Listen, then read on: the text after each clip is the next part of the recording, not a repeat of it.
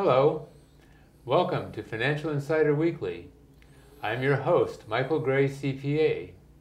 My guest today is Scott Hazlett. Scott is a California attorney and CPA who practices in the areas of taxation, real estate planning, financial problem resolutions, and 1031 exchanges. He is a certified specialist in taxation law by the California Board of Legal Specialization, and he's also a qualified intermediary for tax-deferred exchanges. Scott previously worked with Price Waterhouse and was an investment executive with Merrill Lynch. He graduated from Taft University School of Law in 1996 and set up his own law firm.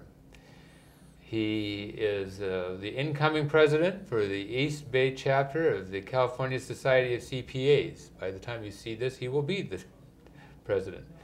Anyway, and in a past life, you might be interested to know that Scott was a sports writer covering Major League Baseball, National Football League, and other sports. Today, Scott and I are going to be talking about tax-deferred or 1031 exchanges of real estate. And before we get started, I want to caution you that this is a complex area of the tax law. We're going to give you an introduction to this area, and this should be the beginning of a conversation with your own tax advisor. Related to this, to let you know, additional information, I have a book that I've written, the Real Estate Tax Handbook, and it has information on 1031 exchanges in there. So with that, Scott, let's get started. All right, great. Thanks for being with me today. Thank you for having me. This is terrific. Yeah, it's a pleasure. Okay, well, here we are. This is 2010. Today is June 15th. And this has been a gosh-awful period, it seems like, for real estate. So are people actually doing tax-deferred exchanges right now? You know, it's interesting you mention it because we've had for the last, 19 years. I mean, I got in this business in the late 80s and as exchange intermediary. And we've had kind of a steady diet of exchanges throughout that period. And then in about, I'd say 2003, 2004, things started to accelerate. Of course, after the dot-com boom and bust in the early 2000s, then of course real estate became the hot commodity. Right. And this is largely a real estate driven transaction technique to defer exchanges.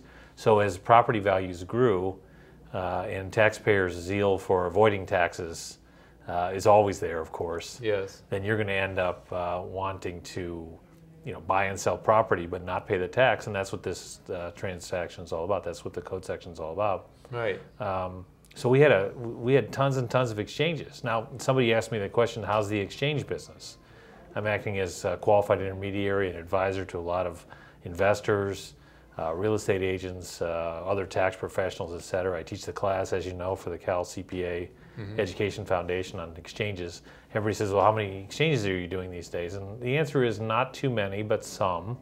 The ones we're doing now are a little more complicated, or they're the kind of ones that have a little bit of controversy related to them. And but my sort of common response is that all the gains are gone. And the whole idea of the exchange is that you want to avoid paying tax on gains. And of course, if there are no gains, then you're not exchanging. So the need for my services has diminished to a large degree in recent times. Right. So an awful lot of people, well, we were talking before, you and I have been doing a lot of consulting for people related to short sales and foreclosures. Yes. Right. Well, these people aren't doing exchanges, and no, they actually have losses. Well, exchanges are the last thing you'd want to do, of course, because that would not be the right technique, of course. Yeah. So you want to match a loss if you've got one related to. Now you may have one deferred gain related to a refi that they did before that you need to watch.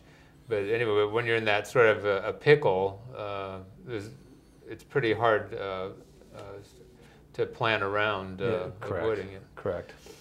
Okay.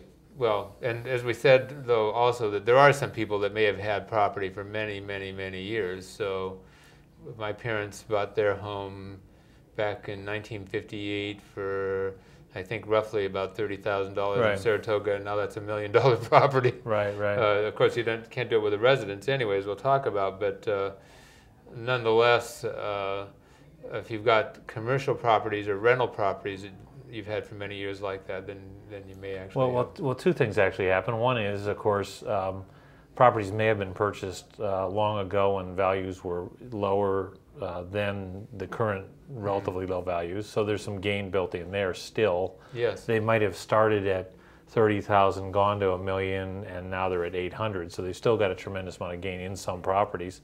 And the other thing that happens is that over time with investment properties, that 30,000 base or that 50,000 base, that starting point diminishes because, of course, depreciation expense is charged off each year. And so after, under current law, after 27 years, you could be down to just some kind of land base. And so if nothing else, you may not have an economic gain, but you have a tax gain based on a paper transaction that's occurred over those years. Right. Okay. So now let's get to the real basic. What is a Section 1031 exchange? Well, it's real interesting that when you look at the tax code generally, an exchange of property, exchange of interest, exchange of stuff is ordinarily considered a taxable event. So for example, I go into the hardware store and I buy some paint. I give them money. They give me the paint. Well, they probably paid $5 for the paint. They're selling it to me for $15. So they have a gain or they have income, right. And that's an exchange. Well, that's taxable. That's just an ordinary type of transaction. Right. In 1031, which is a specific code section, is intended to address certain transactions in our common parlance, real estate transactions, where you have a gain from a disposition of property, but where you wish to continue in the progress or in the process of having the investment property or business property by buying another property. Right. So, for example, in the common transaction, you might have a sale today of an investment property. This could be a rental home. This could be a commercial property. This could be an office building, land. And then you sell the property. You conduct yourself accordingly, according to tax regulations, of course, we're going to talk about.